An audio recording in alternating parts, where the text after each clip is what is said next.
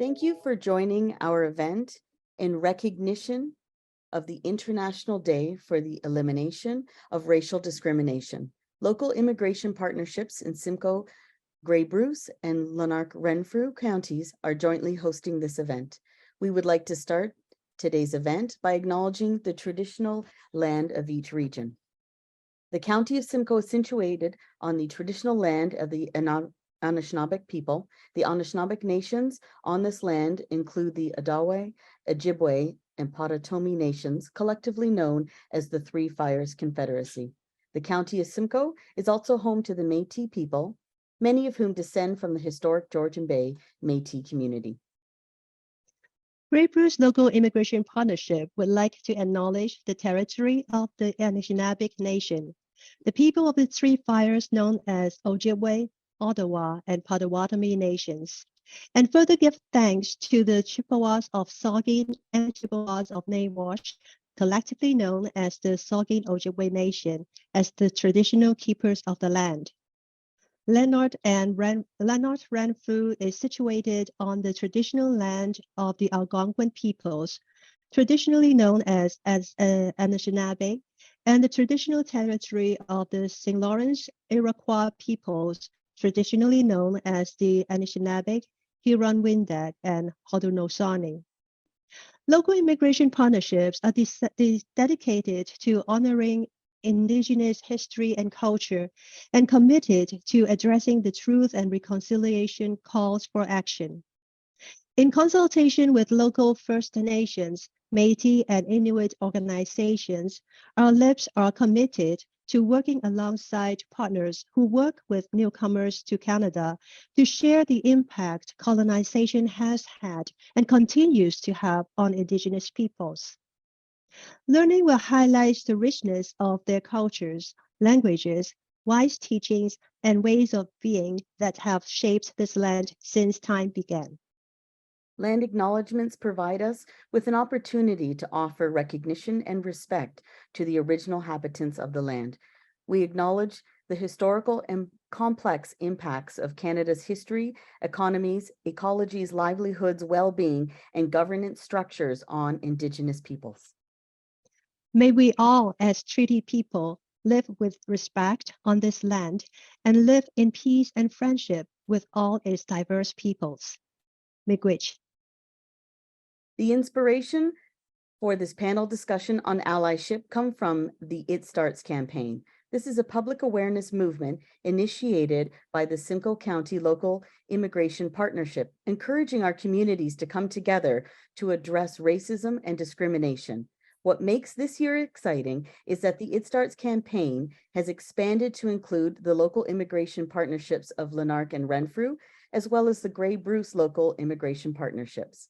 My name is Laura LaChapelle, Program Director of Making Change, located in Simcoe County, and I'm also the chair of the It Starts Community Champions Committee.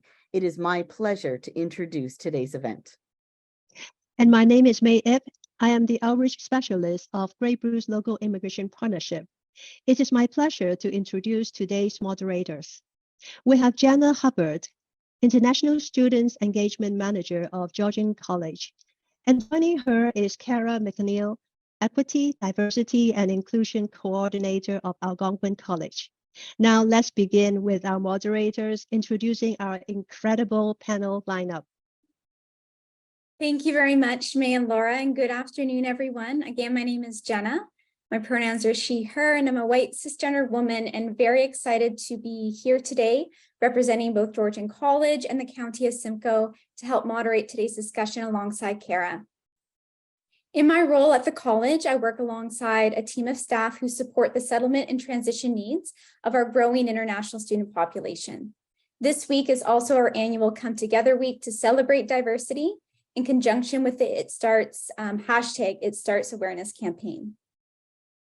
I join our attendees today also seeking to do better as an ally, to listen and learn from our panelists, and to be more aware of the ways that I can work with racialized communities, individuals, our international student population, of course, to influence change and be helpful. Allyship is a constant process of learning and unlearning, and that comes with getting uncomfortable. It comes with recognizing my own white privilege and how my whiteness has shaped my behaviors, my thoughts, and the opportunities that I've had. So I'm really looking forward to hearing today from our panelists about the ways that I can do better in disrupting this. Before we get started, I wanted to just share a few key definitions with everyone to help with our discussion. And I'm pulling these definitions from Layla Saad's workbook on me and white supremacy. So our first definition is that of white privilege, which refers to a socio-political system that distributes power, privilege, and benefits unequally. The benefits of whiteness comes at the cost of for those who are not white. And I'll share with you a quote from Peggy McIntosh that helps to illustrate this. I have come to see white privilege as an invisible package of unearned assets that I can count on cashing in each day, but about which I am meant to remain oblivious. White privilege is like an invisible weightless knapsack of special provisions, assurances, tools, maps, guides, code books, passports, visas, clothes, compass, emergency gear, and blank checks. The second definition is that of allyship, which is by PeerNet BC.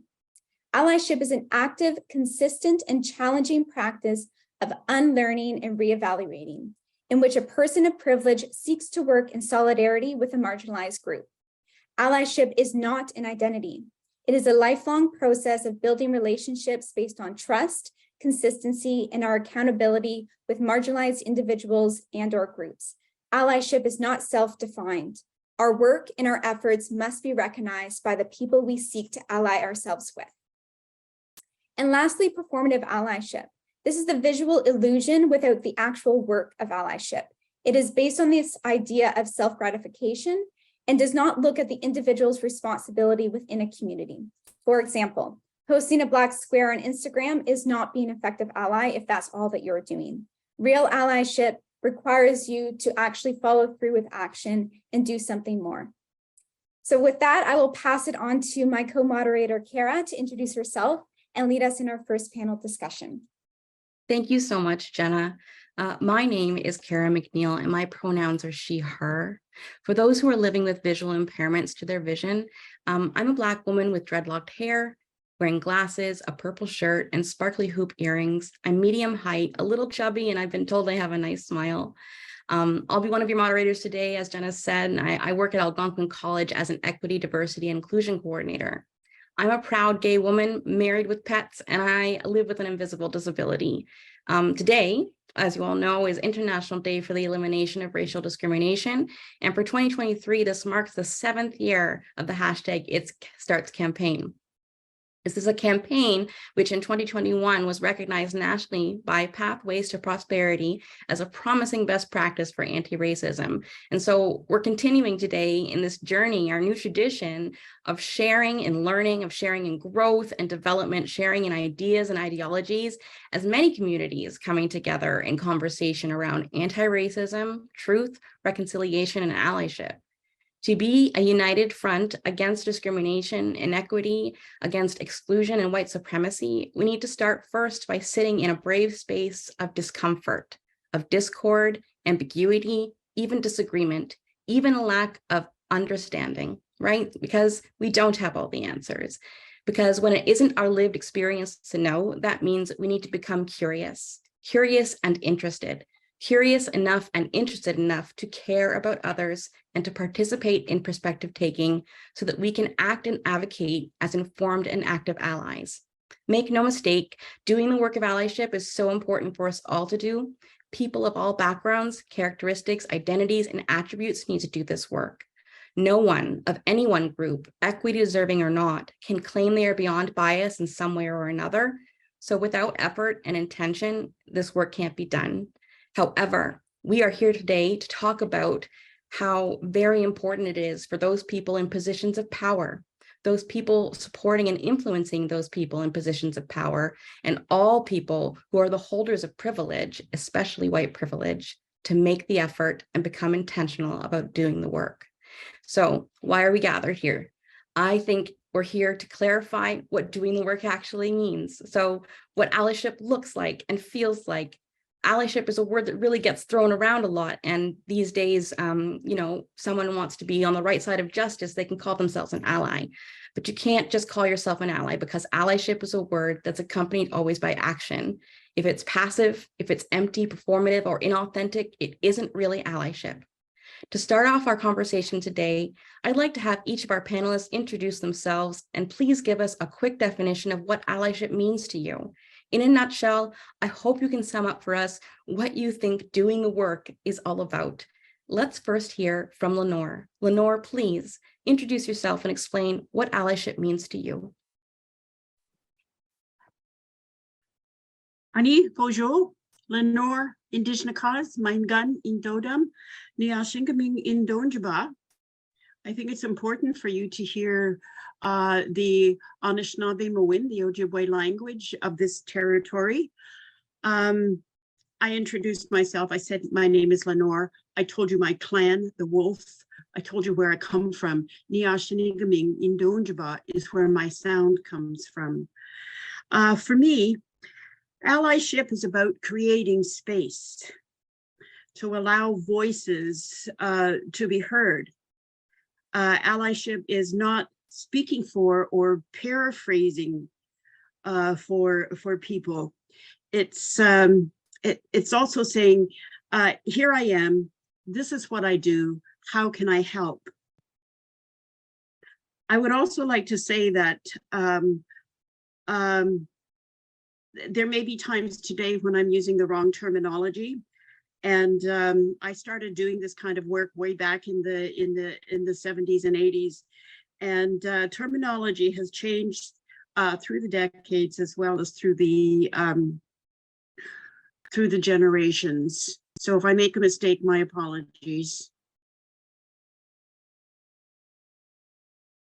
Thank you, Lenore. Let's next hear from Barbara.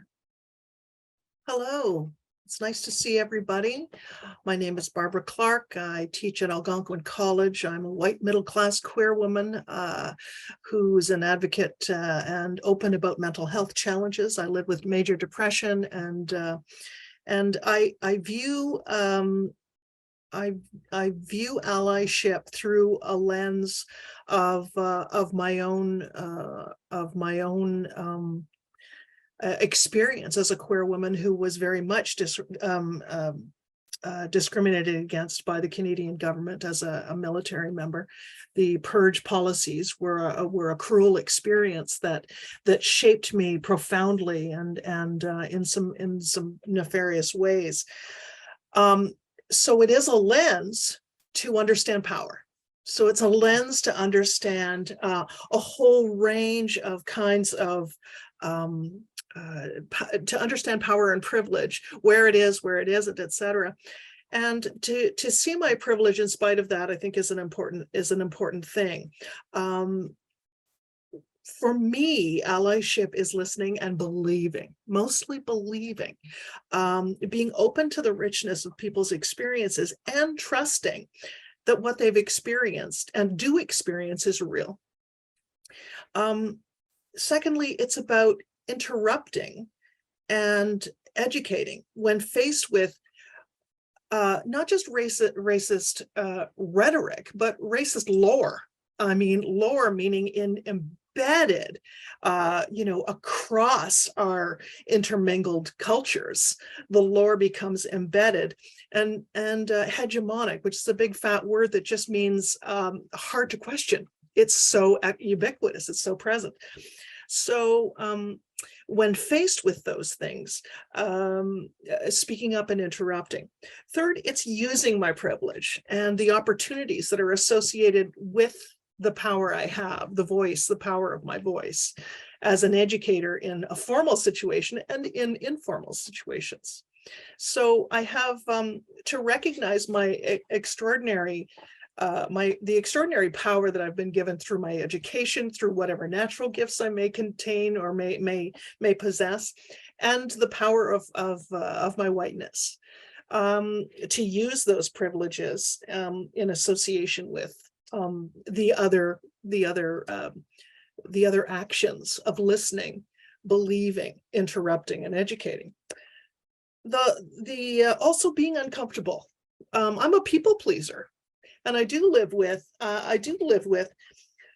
sometimes emotional dysregulation. I often struggle with the state of the world, and want things to just be peaceful, and they aren't. So I can't pretend they are. So it's important for me to recognize my own discomfort and share that with others and say, it's okay, we'll live, we're going to be okay, and educating also about power, as a dynamic that weaves its way through our moments and our days and our lives. So I really love what I've heard so far, and also hope to learn some more today. Agreed. Thank you, Barbara. And finally, we'll hear from Michelle.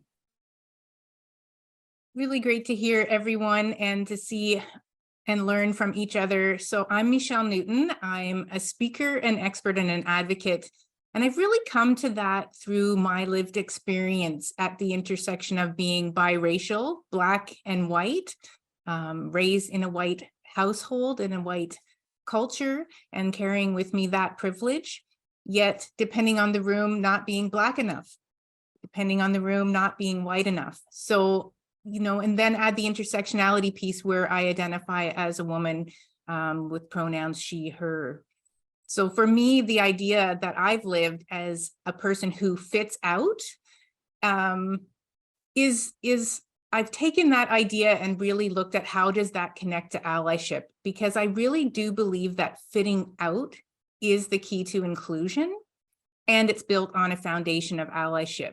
And that allyship to me represents learning about, unlearning about the uniquenesses that we all bring to our communities respectively, but also learning and unlearning some of the things that have held you back, because we're all in this environment where we've been encouraged to fit in. And I feel like that's part one, ourselves and others' uniquenesses and differences, learning about them, understanding them, and recognizing them for what they are. But the second piece of allyship is that action piece that all of you have mentioned about creating a world where we can all belong. So reflecting on, and it's interesting, Barb used some of the same language that I do. Allyship is a journey, and there's not really a set end goal because it keeps moving. It's going to constantly evolve and constantly change and require different things from you as an ally. You're not going to have all the check boxes done and I'm an ally. I think that we have to look at it as a continuum of awareness, reflection of the world around us, others' lived experiences, our own privilege and our own experiences, reflecting on what those are, and embracing that discomfort. When we can do that, I think those actions become easier. So don't be silent, speak up, stand up, and join in that solidarity. And I think that it will take you to a place where you're comfortable over time to interrupt and disrupt. And that's that continuum of allyship. You might not be comfortable this one time, but the next time you might be. So you'll find yourself perhaps oscillating between, I'm going to step in, I'm going to speak up, or I'm not quite ready. Maybe I can lend support to someone and we can do it together. So it's not straightforward, it's nuanced, but I really want to encourage everyone to recognize that they can be on a journey of allyship at all times. Thank you. Yeah, diving right in, so much to talk about. And I wanted to start actually with Lenore. I'm wondering if you could expand on your first discussion with regards to allyship and tell us a bit more about what allyship looks like to you, and more specifically, how should allies address racism within their communities? Okay, what allyship looks like to me looks like a group of people learning to be friends, allowing each other the space to speak for themselves, and actually going out and finding places for these, or creating these types of forums. It is also asking what, or as I said before, as I said earlier, saying things like, this is who I am, this is what I can do, how can I help? And taking direction from the group rather than going in and trying to do things because you think your way is better. And I forgot, I forgot my train of thought here. And Lenore, even just with, you mentioned about taking direction from the group. Can you give us an example or talk more about that with addressing racism within a community? Addressing racism within a community. That's something I do within my own community. Not always easy, but it also needs to be done. I think that's really important to be able to address racism within one's community. For a First Nation, for example, we have been the butt end of racism for a very, very long time. And it's unfortunate, but some of our people then lashed out at newcomers because of the various programs and means that are set in place to help newcomers.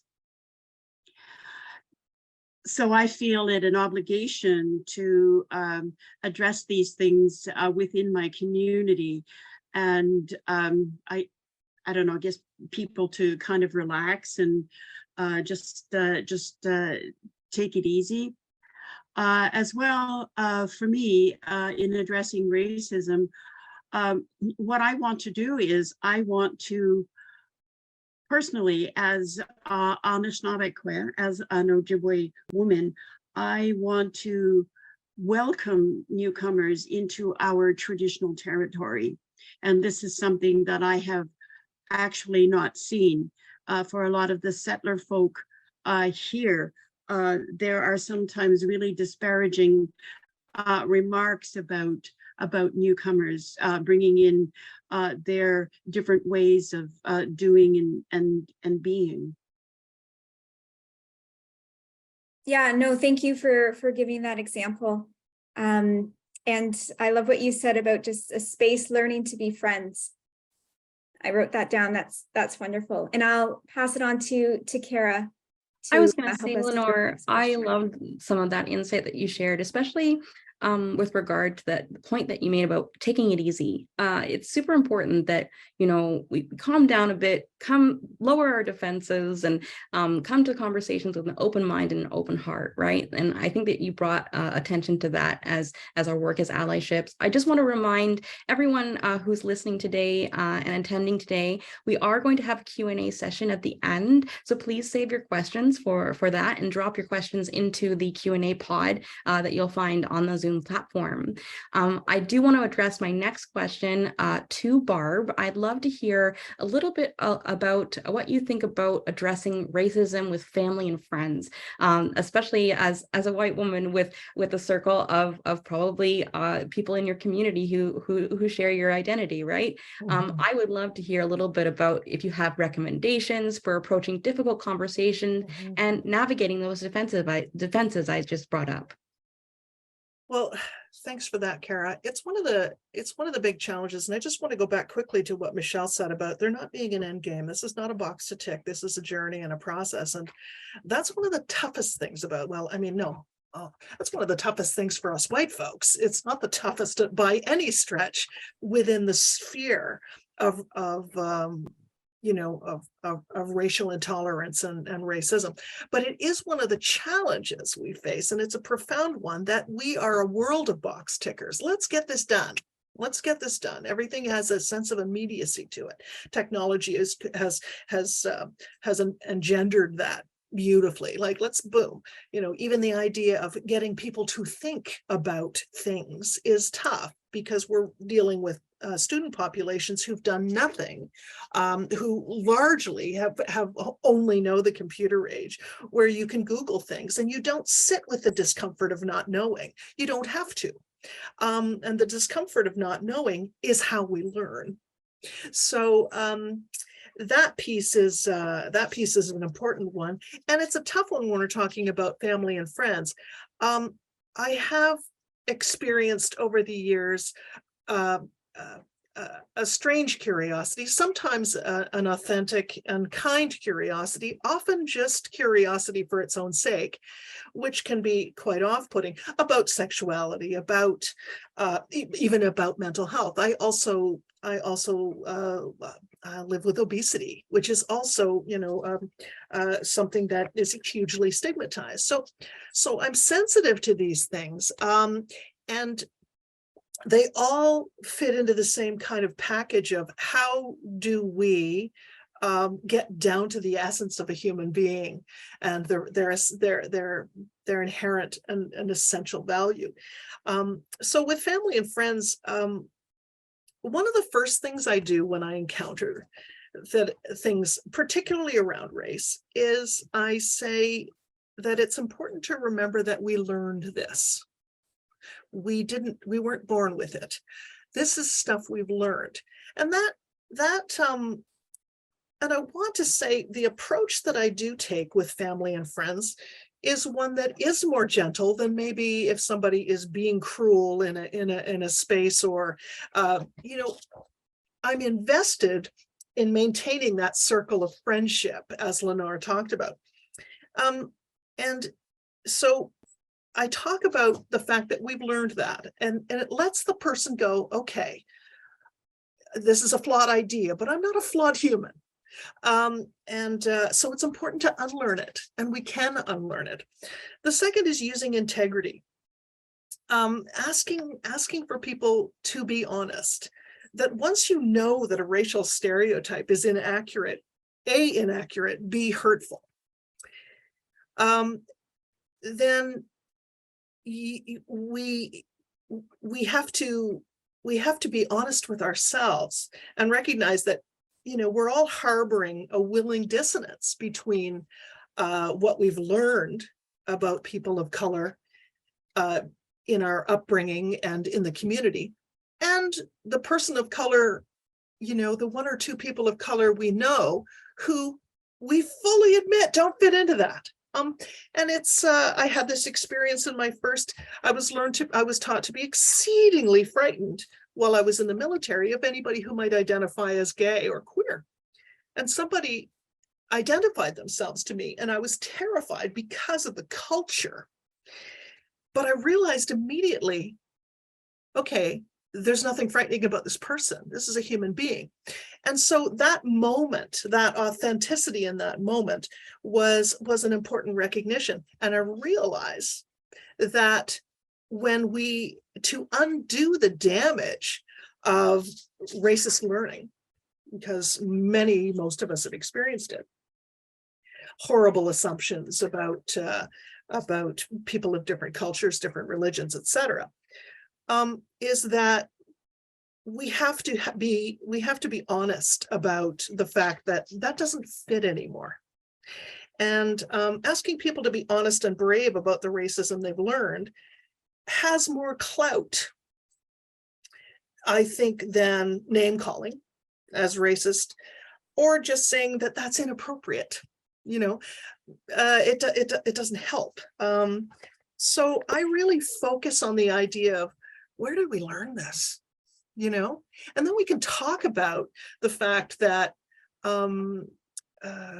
grandparents and great grandparents and the loud uncle at the table when we were little kids, and so I approach it with family and friends from that angle. It's like we all have learning to do. I include myself in that. So there's a humility that's important in the education process in that setting. When we're talking about family and friends, there is not a softening of the approach, but we have to take an approach that has the capacity to keep people in the chat. Yeah. So I would totally agree with that, for sure. Yeah. And Jenna, I think you had a question about to move on this conversation, kind of related to talking about friends and with family, but in the workplace. In the workplace, exactly. Thanks, Cara. And we're going to hear from Michelle now. So Michelle, with that, I'm wondering if you can share with this group and with our attendees a little bit more about how to address racism at the workplace. Absolutely. What I wanted to sort of share is that, my experience in the workplace being a biracial woman has allowed me to fit into white, structured, white norming workplaces, which a lot of workplaces are. And what's interesting about that is that I still have had experience with racism, a lot of it very much not direct to me, but indirect in the environment. And I think that in workplaces that is probably, I would suggest, predominantly still there, even though we've seen a change since 2020 and more workplaces are working on equity, diversity, and inclusion initiatives. The frame hasn't changed in workplaces. The systems haven't all been deconstructed and rebuilt. So what I would say about experiences with racism in the workplace for allies is to recognize that it's happening. It may not be obvious to you unless your lived experience is one of those groups, marginalized groups, oppressed groups, who should be equity-seeking groups. Your experience then might be different because you would have maybe experienced it or felt it.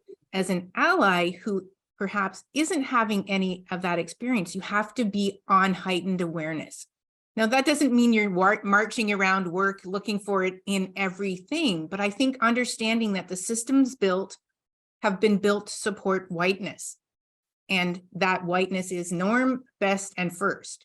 So when you, as an ally, can start to look at it with a slightly different lens, and building your lens comes from learning about the experiences of others who have had racist experiences in the workplace structure, whether it's overt or direct or indirect, they can share those experiences with you so you can learn that they're there. One classic place is in the hiring process. People will sometimes look around an organization and go, oh, I see a few people of color. We've got diversity. Great. We're doing great. And that's the checkbox. And I like to sort of liken it to a puzzle where each piece in the puzzle is different. And you're looking around, you're starting to see people of different skin colors, different religions, different ethnicities. You're like, great, we got it. Diversity is here. The problem is that inclusion isn't necessarily there. And along with that becomes, this piece that racial discrimination and biases play in stopping inclusion from being built.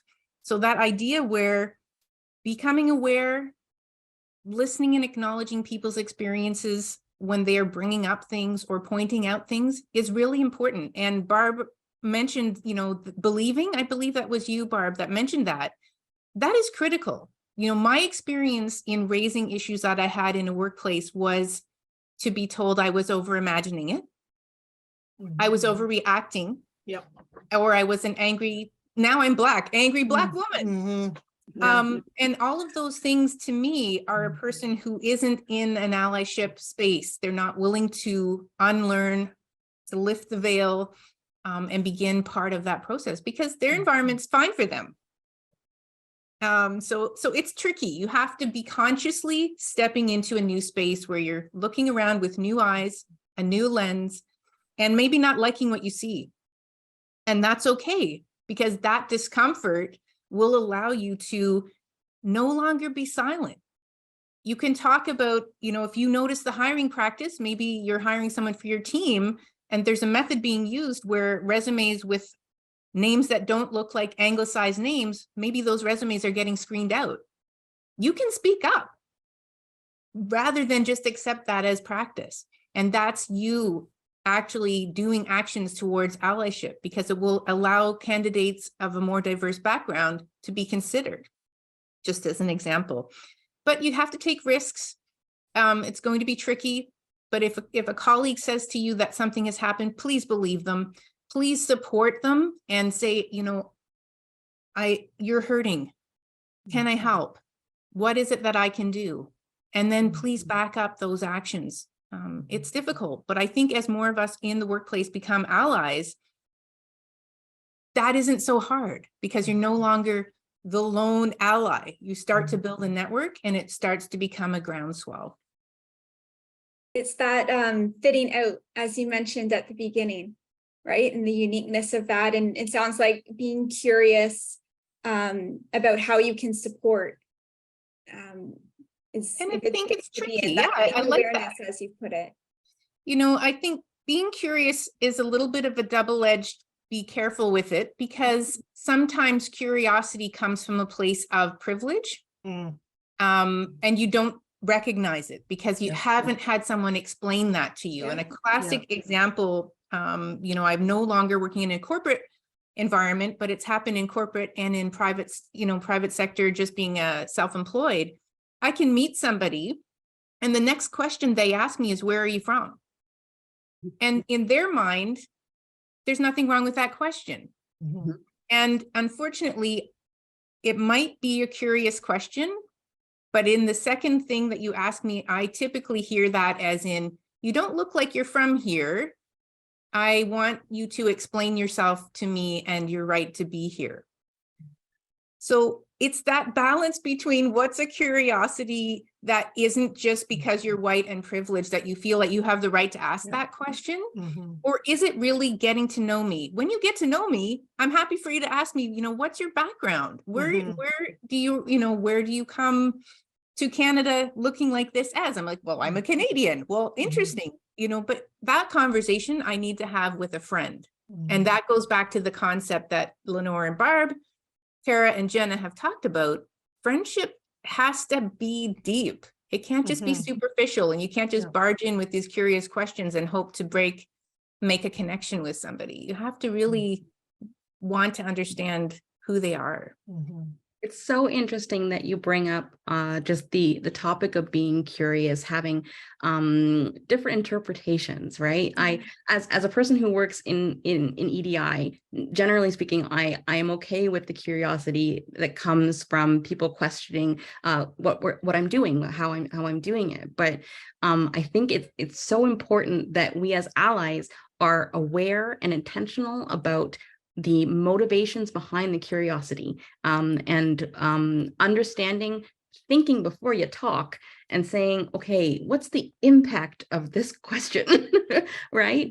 Or what's the intention behind this question and how is it going to land with this person? And I love that we're talking about how curiosity has a prerequisite, right? Get to know someone first, start a relationship with someone, have it organically happen that you learn about their background and that information. Go ahead, Barb. Oh, I think you're on mute, Barb. It had to happen. Yabbity, yabbity, yabbity. It's the idea of curiosity as a learning tool is so important. But the privilege that goes along with just going, hey, what's that like? Or, hey, where are you from? It's that immediacy, that is privilege. That is an unearned capacity to just other somebody right off the hopper versus getting to know them, establishing a relationship of trust and understanding, of mutuality, and saying, what was it like growing up for you? You know, that sort of thing is a very different story. So one of the things that I said about being curious was participating with curiosity, meaning wanting to know people's lived experience, and that it goes along with the action of saying, I'm here, I don't know all the answers, but I'd really love to help. Go ahead, Michelle. I just wanted to tag on to that I think there is a bit of an onus on allies who are curious to feel comfortable doing some of their own research. I know that the internet isn't foolproof and there are things you can find out that are not actual, but when I Google what is wrong with asking where are you from, or what is the experience of someone receiving that, there are some very interesting articles and essays that come up about that any ally could read, and it would help them get a perspective without me having to explain it to them. Because there becomes this line where allies learning and unlearning, some of that they have to champion themselves. They cannot look to a Black person to explain it to them, or a person of a different color or a different religion, or any of the others that we have created in our society where there's them and then the others. I think you have to do that yourself. And you know, maybe it will allow you to see different viewpoints and then ask some questions around that. I received an email from a business colleague, and it's funny because I haven't heard from this individual for about 5 years, and it said they were beginning a journey of learning and could I help them? And I literally just left the email because I thought I should email back, what have you already learned? Like, bring me something. This brings me to my next question, and I'm actually going to switch up a little bit. I'd actually like to ask Lenore a little bit about the kinds of situations you think can go wrong when you're new to the work of building allyship, right? We've started to talk about curiosity kind of taking us in the wrong vein and perhaps not having the right motivations. Have you experienced anything that can go wrong when you're starting the work of allyship, Lenore? And if you haven't, we can pass it to Barb or to Michelle. I do have something from way back in the 90s. As a First Nation, we were having difficulties with Ontario and with Canada recognizing our right to fish for food and barter.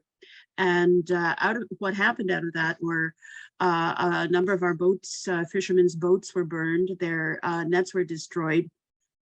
And so my husband, David McLaren, set about creating allies. Allyship, the term allyship didn't exist at that time. It was allies. So there were a number of people who were approached. There were the unions, there were church groups, there were some nonprofit groups, and a couple of those quote allies got together and did a study, and without asking the First Nation what they whether they should do the study. Anyhow, they went off on their own and they did it, right? And of course, there were some hard questionings after that. So that's one thing that. Such a good example. It makes sense, right? That people are taking off and thinking they can do the work without actually consulting the people who are affected by the work. Is that what I'm getting from your story? Oh, definitely. Yes. Yes. Yeah, Lenore, thank you for that. I was the same thing was happening up here in Algonquin territory. The Algonquins of Golden Lake were there's a lot of political discussions about any kind of hunting and fishing rights, and the backlash against any kind of hunting and fishing rights that was not extended to the general population was violent. Not just violent, but well-funded by Chris Craft, by Shimano, by the Ontario Federation of Anglers and Hunters. And the campaigns from them were so hateful, so misinformed. And it sparked, it was a devastating time. And for the Algonquin people, and I expect in your communities as well, anywhere where there was any discussion of trying to enforce a specified kind of treaty-based, opportunity for hunting and fishing, and it was terribly racist and shameful. And I was part of a group called Friends of the Algonquin, who were came from environmentalists, activists, queer groups, anti-racism groups. And we came together and named ourselves only as, non-Indigenous people wanting to be friends for the extension of fair treaty rights, and to try to counter some of the hatred. And in standing together, we gave people a chance who were standing around going, whose side am I on? To say, actually, there's a really good side to be on here. So that kind of action was important. But I seem to remember the leadership of the groups at the time being very connected to the Saracens and the White Ducks, and really taking our cues from them, and being conscious of, using our power. But we weren't pretending. We had a bucket of power as a bunch of non-native people, mostly white, but not exclusively. So yeah, the other thing I wanted to add to that was the sort of specter of official multiculturalism being a slap in the face to Indigenous populations. We're not anywhere near where we need to be in opening up the dialogue of the deep colonial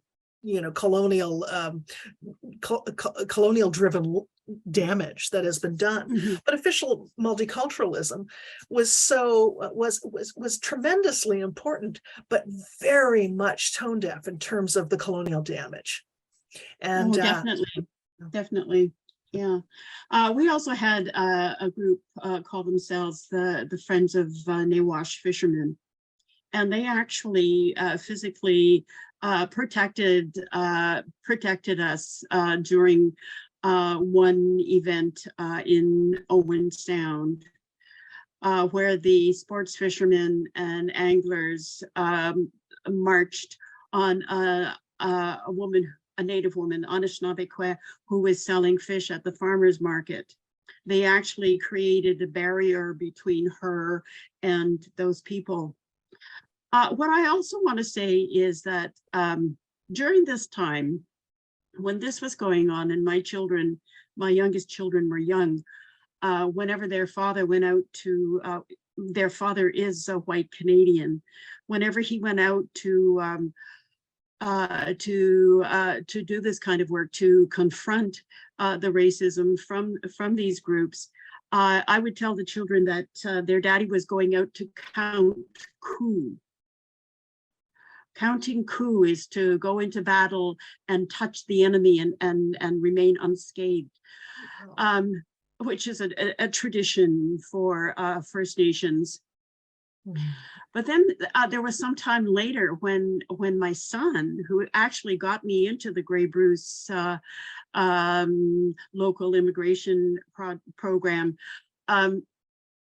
at that time we were off driving somewhere, and he hunkered down in the car seat, and he said to me, "Mommy, I wish God didn't create white people." And I had to address that. And I said to him, I said, well, if God didn't create white people, you wouldn't be here. Because your daddy is a white Canadian. Your Nana is white. I probably wouldn't be here because I have a great-great-grandmother who was white, and I have another great-great-grandmother who was Métis. So, and if we don't have white people here, then our medicine circle is incomplete. Now, if you need to understand about the medicine circle, it's a circle. It is divided into quadrants, 4 quadrants: yellow, red, black, white. And there are different directions. These are designated in different directions and stuff like that. And I said, well, if you take away one of those colors, then that circle is incomplete. And so we need to have all peoples here, because that makes the circle complete. And then I had to remind him that, I heard a prophecy many years ago about Turtle Island being North America, that Turtle Island would be the place where the 4 colors of people would come together.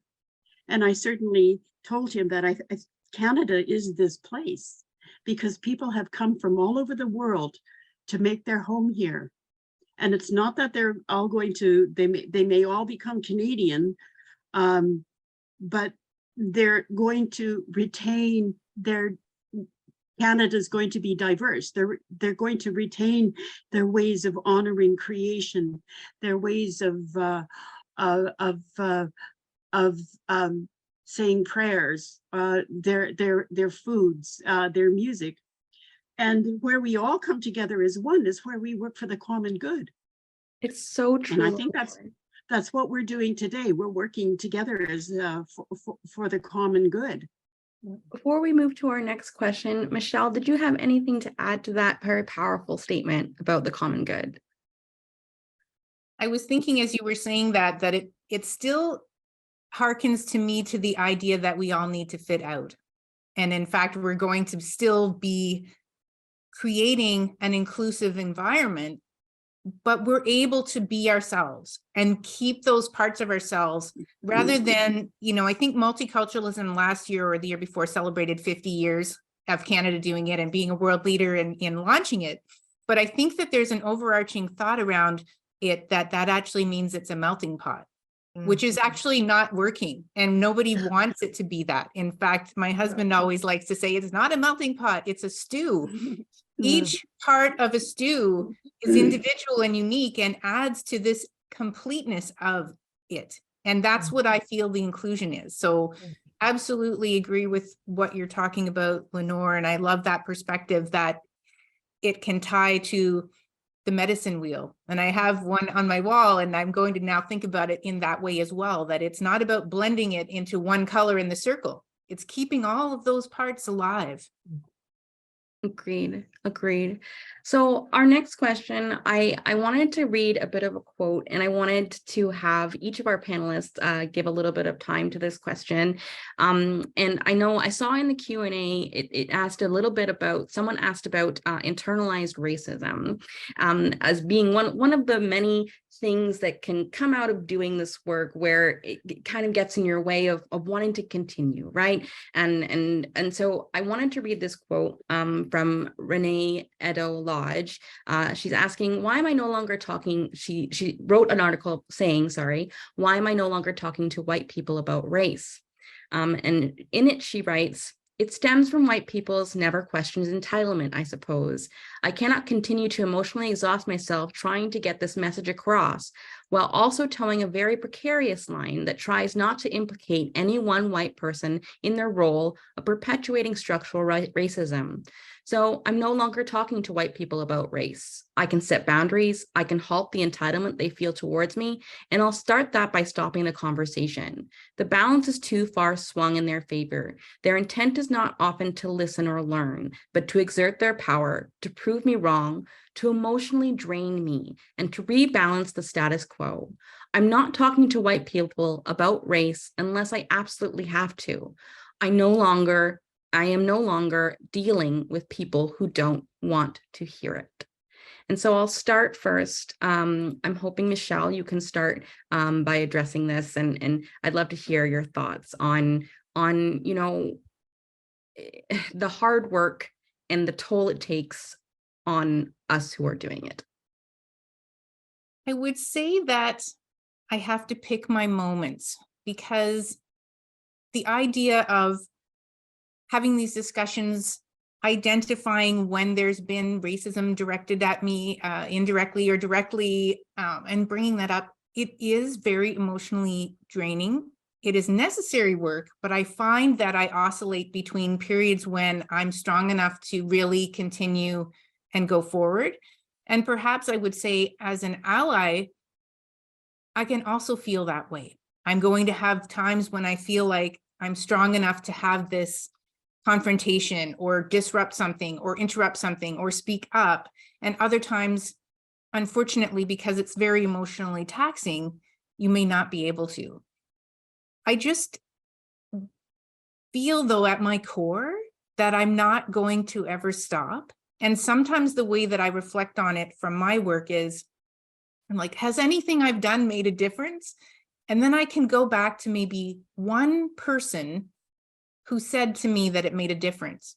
And that will allow me to recharge. And I did a lot of virtual talks with school children during COVID, over 80 schools. I had classes I talked with, and there was one that came full circle because the student had switched schools. and said to me in the chat, and the class was there, she said, last year you talked to my class, and in that year I have started to really look at how I've been affected by racism and how I can bring people on this journey. And I thought, okay, that's why I'm doing this. And that's how I'm able to stay recharged and keep going forward, is to recognize that as each person comes along on this journey, as long as they continue the journey, my work is worthwhile. And I do hope that the groundswell will create the change that I'm hoping for. You know, my child is 17 years old now and really living the same experiences that I have lived. And I'm a lot older than her. And I want to see that change. So it's tiring, it's emotional, but I do not feel I'll ever stop. I can't. It's just part of me. Thank you for doing that work. And Barb, what about you? Thank you, Michelle. It's something that I've thought about quite a bit. I've done a little bit of writing, mostly through social media, in response to very subtle forces of racism that are that they use nationalism as a kind of a dog whistle to put forth what really just below the system,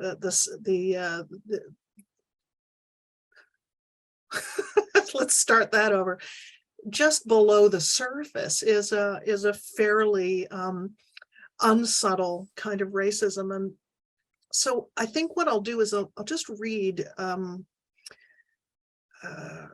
about and it's came about with the removal of symbols. And so let's revisit the current annoyance that is prompting this dewy-eyed defense of history.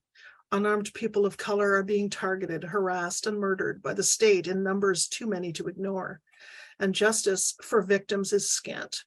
People have had it. People of color are giving the unvarnished truth of what it is like to defer and demur and massage the message so as not to upset the apple cart of polite white society. They are done. Justice seekers are reaching forward and back, calling for the removal of symbols of oppression. They're doing this, they aren't doing this to snub their noses at white society. They're doing it because symbols sustain and propel values that are destructive and hateful, and they're desperately tired of being destroyed and hated. And that's just a little piece in response to the ideas that are out there. People get very nationalistic, they get very patriotic, and white people do. And the fatigue that is experienced, we need to hear it, that people are tired. They're tired of it. And it isn't just because it's been annoying. It's because it's been brutal and full of the kinds of experiences that are defeating. And so as a person, as a white person carrying privilege, I try to listen, be a good ally, and speak what I see as the truth. It's like, suck it up, people.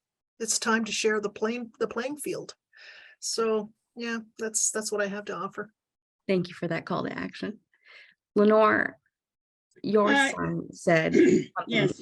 so very sad. And I want to end this question with you because after hearing that come from your son and explaining to him that we're all in this together, how do you keep doing this work and staying proud about doing this work? Well, I guess initially I started like picking moments, but I actually had to take some time off. I told my husband that, the racism isn't coming from me. So why should I be putting myself out there? And I have taken time off, and it's actually my son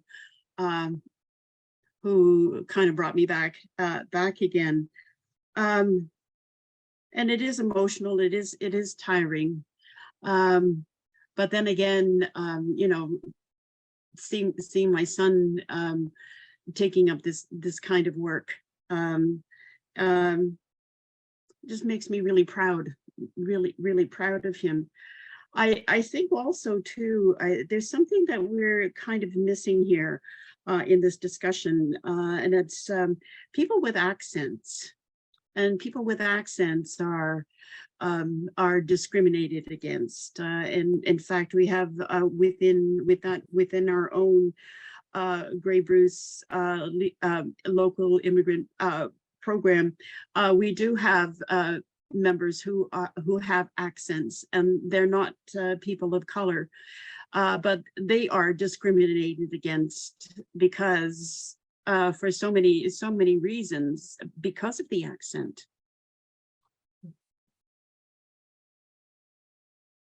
I wanted to add a thought to that is also that ties into this idea of what the norm is that has been culturized and everyone has learned all these years, and it seems to be taking a long time to break away from that. And that norm is that if you don't speak in, you know, a British English style without an accent, you are other.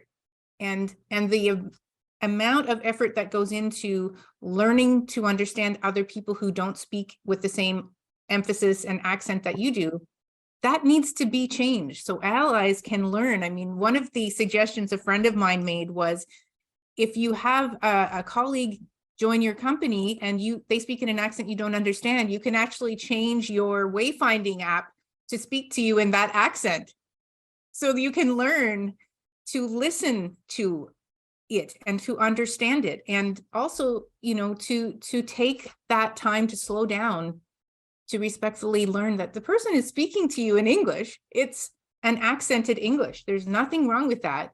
Our idea of what's normal needs to change a little bit. We need to be more accepting of others. Yes, in my experience, I work in the tourism industry. So I take people out on guided hikes. I do guided programs. I do what I love, be out on the land, and I take people with me. And I want to help them reconnect or to connect to the land and the water, because they are making Canada their home, and they need to know, or they should know, how to keep this place, how to steward this place. And in one of my previous jobs, there was concern about people coming up in groups. Some of the Asian, South Asian, and other European peoples, when they take vacation, they do it in groups. And the consternation of the Canadians that I was working for were, and can you believe they brought their rice cooker and they want to plug it in? I mean, these people are coming here because they want to do what Canadians do. And what Canadians do is they try to do like Anishinaabe, they go out on the land, be out there in nature. And so we have these newer peoples coming in trying to do the same thing, but doing it, you know. And what I want to do, I just get so angry with these kind of comments that I just want to spread out my big grandmother wings and draw everybody in, and I'll show you how to walk on this land.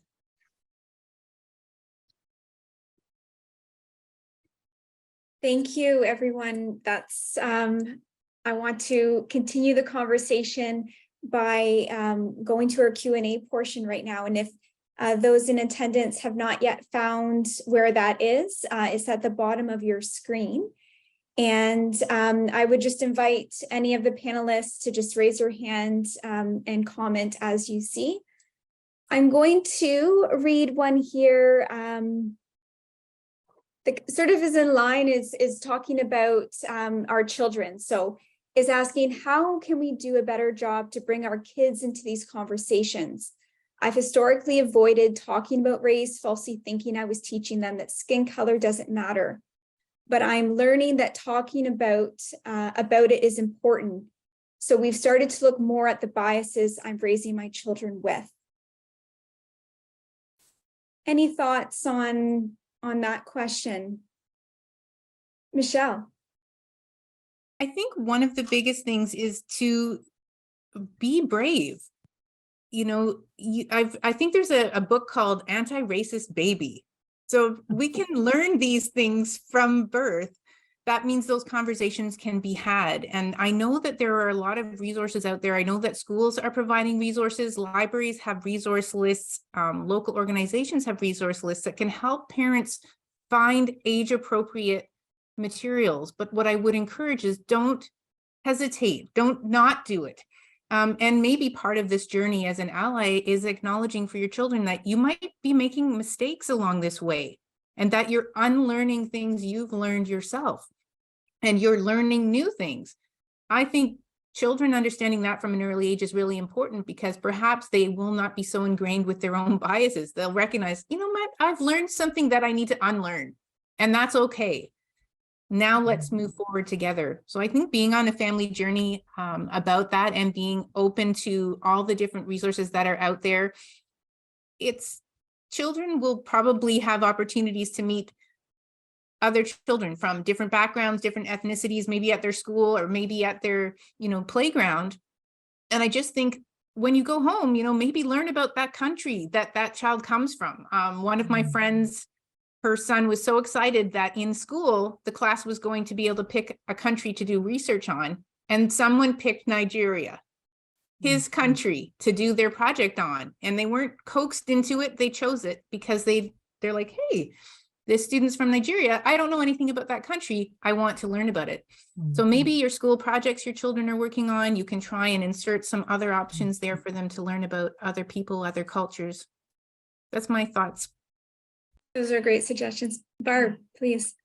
It's a wonderful question and so important because kids can learn. They have a language acquisition thing that we don't have.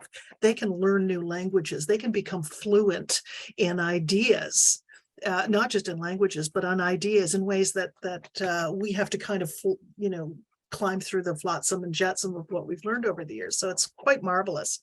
Two things I wanted to say about this is one is it's the point at which we institutionalize and we ingrain compassion as a way of operating in the world.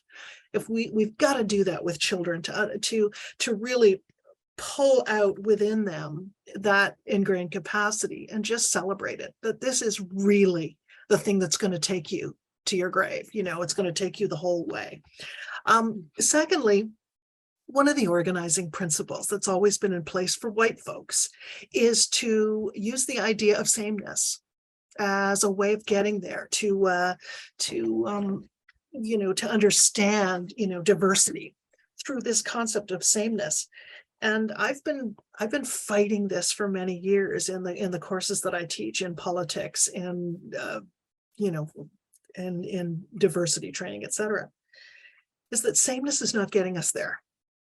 We have to embrace difference. And in embracing difference, we have to live with all the things we've talked about, which is discomfort. At the end of the day, sameness is not getting us to where we need to go in terms of having that common good, engaging in something that is sustainably kind and decent. We need to say, you're different. I don't understand you, and I'm not going to take your stuff and hurt you. That's it. At the end of the day, that's kind of it. If we could embrace that, say, I don't understand your language, I don't understand your customs, I don't know anything about them, but that's not going to be the launching pad. That fear and angst isn't going to be the launching pad of cruelty and entitlement. And so I really like the idea of difference and not knowing as an organizing principle versus sameness, which is a tough thing to do with young ones, but I think it's doable. People are just different. You don't have to know the answers, So that's kind of my feeling about little kids. Mm-hmm. Well, my little kids are all grown up now, and I actually have grandchildren. The youngest is 4. And my son takes him to the festivals that are outside of our community. I live on a First Nation, so we're we're pretty much kind of isolated. We also live out in the country, so it's pretty much isolated here. I find too that with my community that we're kind of very insular. And I would really like it if we could, you know, kind of branch out and do things more, bring more communities in to educate our people. But then also I like to encourage people to go outside of our First Nation. So movies and other resource learning materials, I think, are also really, really important, and toys. I would agree with that. And I honestly, when I hear all of you speak, it kind of harkens back to that concept of friendship and also of modeling behavior you want to see. For example, you know, if you're taking a look at, you have children and you take a look at your circle of friends and it isn't diverse, I urge you to diversify your network as a model for your children to understand their relationship to diversity and difference in a positive way. Break bread with people who look different than you and are different than you and think different than you, is kind of how I would say you model that behavior for your children. I wanted to go on to another question that we had in the Q&A, and that's about moving the needle. You know, is allyship going to make a difference for everyone on this call? Is it actually going to do something? Is it going to be a step towards the right direction? Is there a measurement of success in this work that we know about? I think, Lenore, go ahead. Yes, I really have to get in here because I started doing this work a long time ago, back in the 70s and 80s, and I did burnout and stuff like that. And certainly the climate in this day and age is more conducive to allyship than it was way back in the 70s, 80s, and 90s. So it's taken a long time. And I've been impatient at times, but it's happening, and I like the way it's happening now. I really do. I think people are more open and receptive to this work and allyship. Agreed. Michelle. So I think my answer to this is that allyship is a start, but it really needs to evolve into solidarity, because I don't personally feel that change is going to happen until all the allies are as upset as I am when another Black person's killed and the video's posted. Like, to me, they should be having an emotional breakdown day, the same as I do with my family when that's the news, or they cannot look at their social media again to see that another person just out for a jog has been gunned down. And it's not just in the States. So I feel like allyship is certainly a piece on this journey, but for it to make real lasting change when it comes to racial discrimination, whether that's towards Black people, anyone else, you have to be as upset and as impacted as we, and I speak for me as a Black person, as I am in the situation. You have to be as irate. So it's not just me going to the manager saying, this has just happened. It's all these allies going, this cannot continue. And we want our world to change. And I think there's a big gap between this allyship movement and where we become in solidarity with those who are marginalized and oppressed.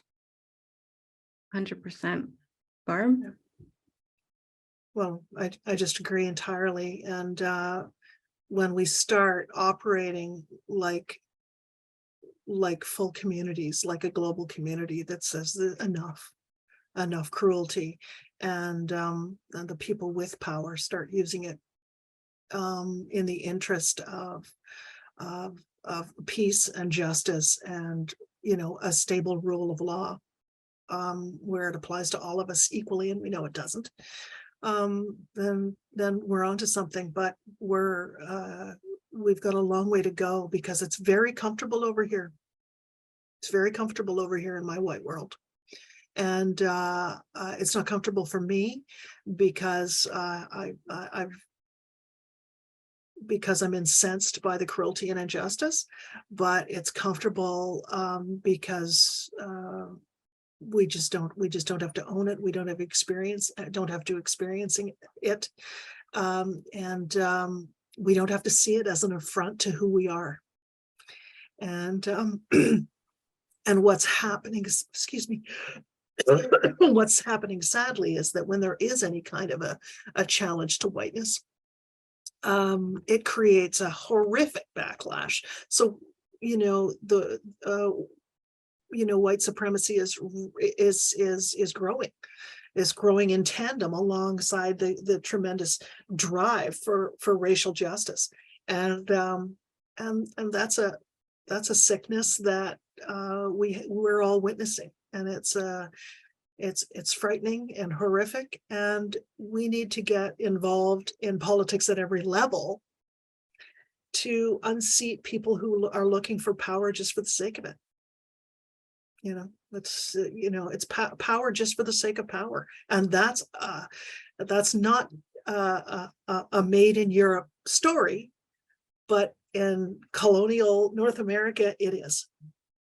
So, big problem.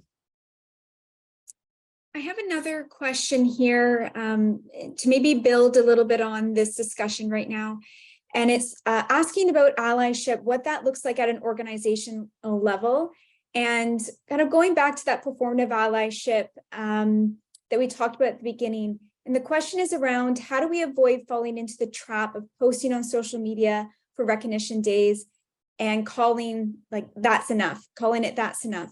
What can we bring to our practices, policies, and everyday work to ensure our allyship is authentic and backed up with action? Any comments on that one? Michelle, please. Start perhaps just by saying, I think that it's on an individual level, everyone's responsibility in a workplace to start looking for and having an awareness that there are inequities.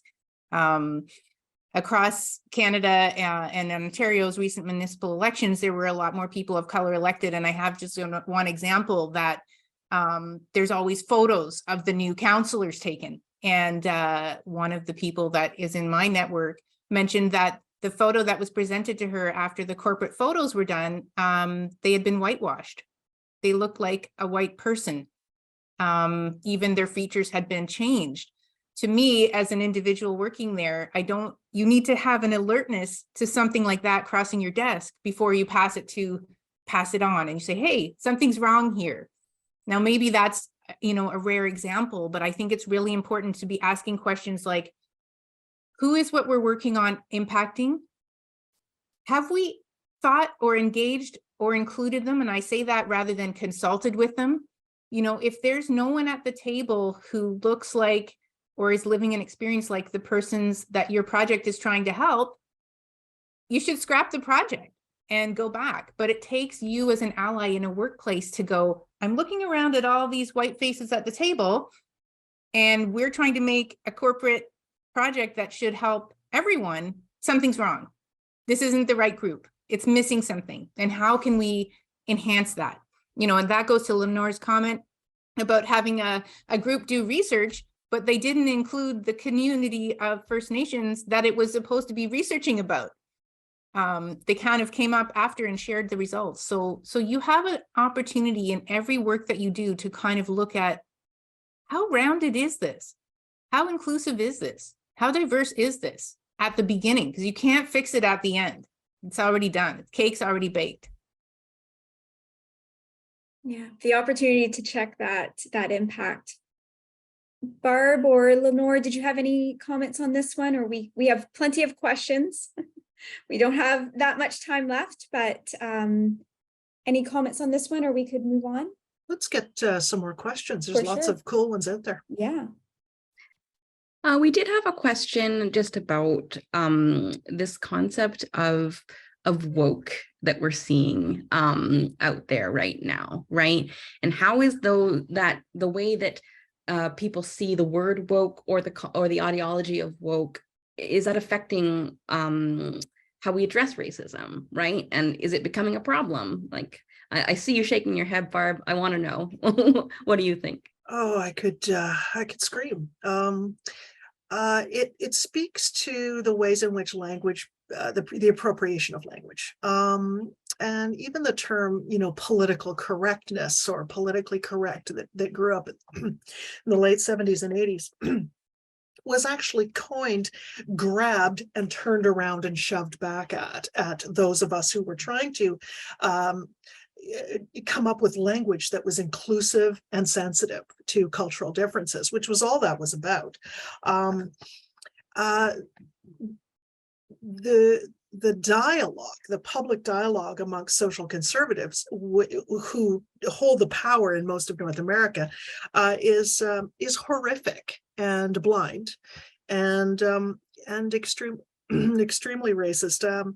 The idea that wokeness is the intention of wokeness was to be awake to the idea of racial injustice and a variety of other kinds of injustices. It has been appropriated, expropriated, and turned around, and with the power of the amplification of white North America, it has been turned into a bad word that no one wants to own. That's fine. It's not fine, it's horrific, but it's not the first time this sort of thing has happened. The idea that critical race theory is something people are in trouble for teaching is moronic. It's moronic. It incenses me to see the level of the use of a soundbite to gain power for your point of view, when what we really need to be talking about is justice, is social justice, that a stable and just rule of law. This is what lawmakers should be talking about, not the kinds of things they're talking about now. So the ways in which language becomes appropriated and expropriated has always been a big problem. Growing up growing up queer, it was very common for, intercultural language, like dyke, we're dykes and she's a dyke, and that's fine, which is a very, very different thing from somebody in a pickup truck driving by and going, you're a bunch of effing dykes. So we reclaim the language and it has meaning for us. Right. So language, the use of language is a big story, and one that's very, very problematic. Who's claiming the language? Who's interpreting it, and who's got the most amplification? That's our problem. How quickly things are changing too. That's what strikes me as something that we need to talk about. Like, I think during the preparation for this very panel, we were talking about how that word's no longer okay, right? Or this word you have to change that so it rings better for the people who are more progressive here or less progressive there, right? So language, it's so hard to harness. I would agree with that. Michelle or Lenore, did you have anything to add to that part? We had one more question. I think we have just a bit more time, and that's about white privilege. How does it factor into allyship work? Let's end on that note, and I'll allow anyone who has a comment on this to raise their hand and answer. Just in closing, we're talking about white privilege. Go ahead. I'll just try to make it very, very quick. You have to believe it exists. Peggy McIntosh's work in 1980, I think it was around 1980, was fantastic, where she really revolutionized a new kind of language about what it is to have privilege. And we just have to believe it. Believe that as I walk out every single day, the one thing I don't have to worry about is my skin color. That's privilege. So that's all I have to add to that. Carry on. Love it. Michelle? Well, I think it's important to admit that it's there, but there are tools that you can use to have a better understanding. So I think Peggy McIntosh's, there's actually questionnaire that you can answer for yourself. And it has questions like, I've been followed in a store by security, yes or no? You know, or little questions like that that help people who aren't living maybe a Black lived experience or someone from another ethnic background's experience in a white normed environment to recognize that, okay, I don't have to worry about this ever. That privilege is there. The other thing that I think is sometimes helpful is that Harvard has an implicit bias test online. It's free, it's quick to do. And, you know, I've done it, and periodically I think it's important on your journey to double check where your biases are that you don't even know are there. And some of those biases speak to that privilege that we've all been coached in and raised in. I would agree with that. I think that the privilege test is a good starting point for allyship work, because allyship does start with a lot of self-awareness. Lenore, did you have anything to add to that last and final question that we had?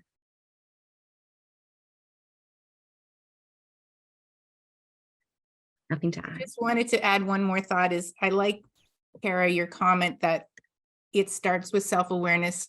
And I think that it starts with recognizing that you want to change your path with unlearning and learning, but some of that unlearning is really things that you have been taught from a very, very early age. Debbie Irving has a book, I think it's called Waking Up White. It is from an American perspective, but a woman at around age 45 discovering that her entire life she had been raised in an environment that only had white as the norm. And it shaped everything about her and how she raised her own children. And to come to a point where you look at your life and go, you know, I need to know, how did I become this way? And can I unlearn some of it?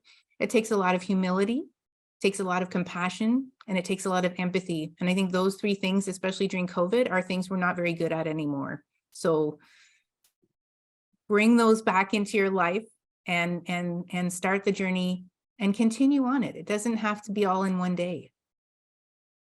I love that. This has been such a great conversation. Before we close our panel discussion today, I'd just like to thank our three exceptional panelists for their time, for their candor, for their honesty, for their stories, and for their guidance, as well as my co-moderator, Jenna. I think this conversation really went well, in my opinion, and I think we got a lot of really practical strategies out there that we could all use. It starts with me is really how we have to go forward in this. And I'd also like to thank all of our attendees for joining us today. Thank you, merci, and miigwech.